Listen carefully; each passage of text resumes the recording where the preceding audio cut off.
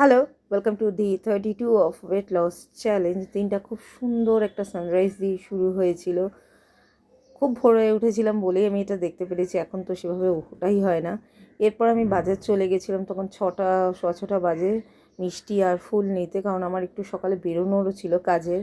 যাই হোক, ফুল মিষ্টি নিয়ে এসে পুজো সেরে নিয়েছি, যেটা আমার বৃহস্পতিবারের সব থেকে একটা ইম্পর্টেন্ট কাজ লাগে, কারণ এটা করতে অনেকটাই সময় যায়। এরপর আমি চা খেয়ে নিয়েছি, গ্রিন টি খেয়েছি। আর সত্যি কথা বলতে চিনি ছাড়া গ্রিন টিতে আমার কোনো অসুবিধা হয় না, বাট আমি লিকার চা খেতে পারি না। তারপর ব্রেকফাস্টে মা দিয়েছিল একটা বয়েলড এগ। আর এরপর যখন আমি বেরিয়েছিলাম না, এতটা গরম ছিল, এত এক্সস্টেড হয়ে ফিরেছি কি বলবো। এরপর ছিল ভাত, পেঁপে সিদ্ধ, উচ্ছে আলু সিদ্ধ, শসা, অনেক রকম ভেজিস দিয়ে চিকেন আর দই। আচ্ছা, পেঁপে আনলে তার পরের দিনই এরকম পেকে যাচ্ছে, ফ্রিজে রাখলেও এটা হচ্ছে, এটা কেন হচ্ছে আমাকে কেউ বলতে পারবে? বা একদম কাঁচা পেঁপে দেখে কিনছি, বাট বোঝা যাচ্ছে না।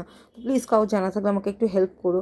এরপর আমি জিমে চলে গেছিলাম, আর আজকে হচ্ছে রেজাল্ট শো করার দিন। তো আমি এই 1 মাসে 3 কেজির মতো ওজন কমিয়েছি, আর ইঞ্চ লস আমার 1.5 থেকে 2 ইঞ্চি করে হয়েছে। তো প্রোগ্রেসটা খুবই স্লো হলেও, বাট আমাকে কনসিস্টেন্ট থাকতে হবে।